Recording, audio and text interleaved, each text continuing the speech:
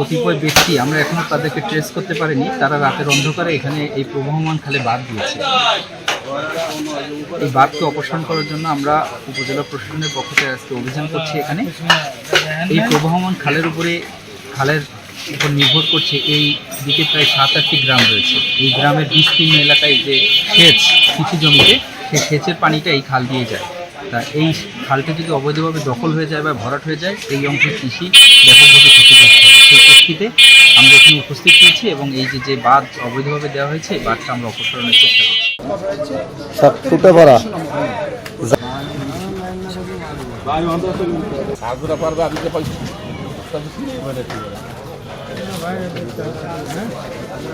সারা